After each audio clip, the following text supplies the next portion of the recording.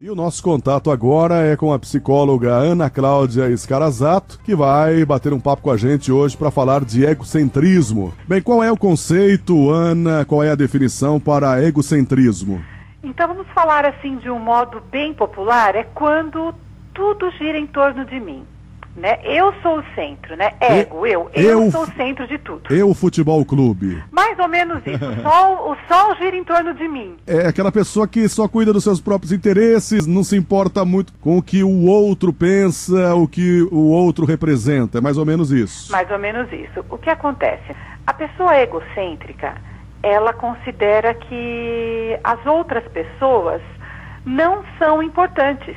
É interessante esse olhar, né? Então, entre eu e o outro, sou só eu, mas eu e continuo sendo eu. O outro, se existir para ficar à minha disposição, para colaborar comigo, eu quero muito bem esse outro. Se o outro, de alguma maneira, representar qualquer tipo de limite, eu já não quero o outro na minha existência. Uma pergunta de leigo aqui, Ana. Vamos dizer, é um defeito de personalidade? Olha, o egocentrismo, ele pode caracterizar assim, não vou usar a palavra defeito, tá, Marcelo? Mas assim, pode ser um nível de transtorno, porque imagina você, uma pessoa que só pensa nela.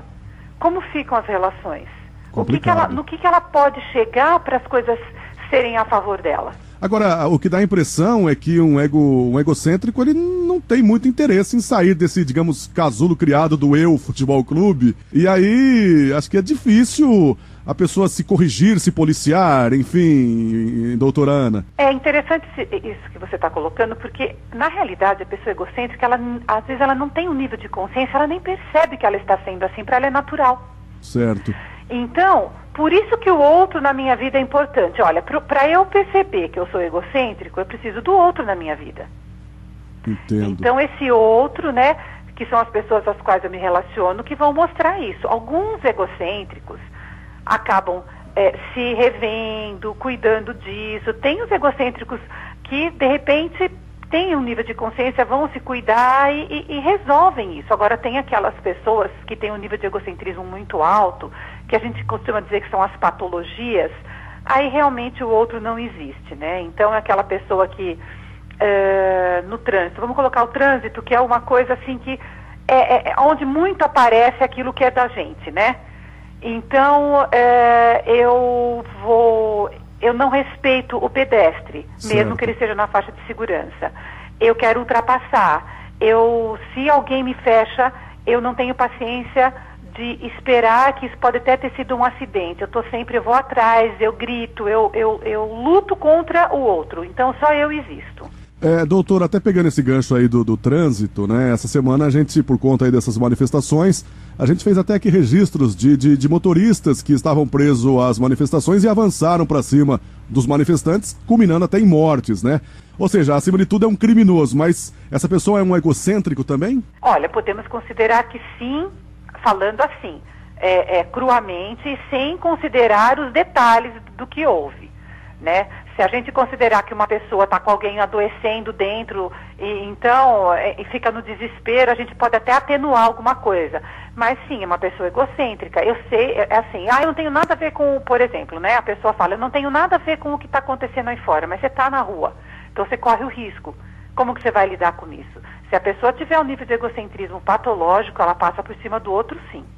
E no caso do egoísta, doutora, qual é a diferença do egoísta e do egocêntrico? Então, o egoísta, na realidade, ele é uma pessoa que ele olha para o outro.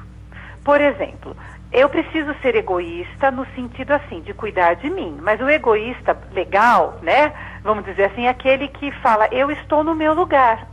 O egocêntrico, ele não aceita ficar no lugar dele, ele quer ficar no lugar de todo mundo, além de tudo. E que todos cuidem do lugar dele. Não, o egoísta é assim, eu estou no meu lugar. Então não é assim, eu em primeiro lugar. Eu no meu lugar, cuidando do meu lugar, então eu vou cuidar de mim com isso.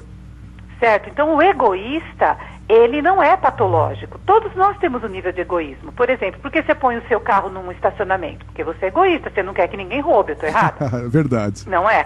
Por que eu quero que meu filho vá bem na escola? Porque eu também sou egoísta. Eu quero que meu filho vá bem, porque ele vá bem, eu também vou bem. Certo. Então a gente não pensa nesse sentido, né? Agora, quando o egoísmo, ele escapa daquilo que é o cuidado, né? Porque o egoísmo é um cuidado que eu tenho comigo e com o outro. Quando escapa do cuidado, não é mais um egoísmo no qual eu posso rever as relações. Já parte para o egocentrismo, é um egoísmo fora de direção, entendeu? Doutora, e qual é a realidade do egocentrismo infantil? Então, a criança, ela é egocêntrica por natureza porque ela está se reconhecendo no mundo. Então eu não vou colocar como egocentrismo infantil algo patológico, certo? É assim, o que é natural. Então uma criança pequena, veja, não é tudo em volta dela. Ela chora, a mãe pega no colo, o pai pega no colo, é mamar, é a chupetinha, é tudo ao redor da criança. A criança faz um nhenhé, todo mundo corre. Então ela aprende a ser egocêntrica. E com o passar do tempo, os adultos que são os formadores desse olhar, né? Porque a criança, ela é egoísta, como eu falei, aquele egoísmo natural, mas aí ela fica no egocentrismo porque tudo é para ela.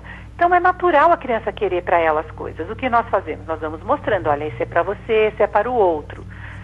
A criança quer algo que não pode, você substitui e fala, esse não é seu, esse é do outro, ou isso não pode. Então ela vai criando um universo de relações. Agora, a criança que não consegue fazer isso a partir dos seus 5 anos, 6, então os pais precisam ficar atentos, os cuidadores, porque o que acontece é que ela não consegue dividir, não consegue reconhecer o outro. Então aí, a partir dos 6 anos, a gente já fica um pouco mais atento. Opa, o que está acontecendo com essa criança que tudo é para ela, entendeu? Tá ótimo então, doutora Ana Cláudia, ótimo a sua participação aqui com a gente, muito obrigado, um bom fim de semana e até uma próxima. Até uma próxima, Marcelo, bom final de semana a todos. Psicóloga Ana Cláudia Scarazato conosco aqui no Difusor Acontece, falando do egocentrismo, que é aquela pessoa que, enfim, desconsidera e, sei lá, imagino que desvaloriza também as razões alheias em proveito das suas apenas.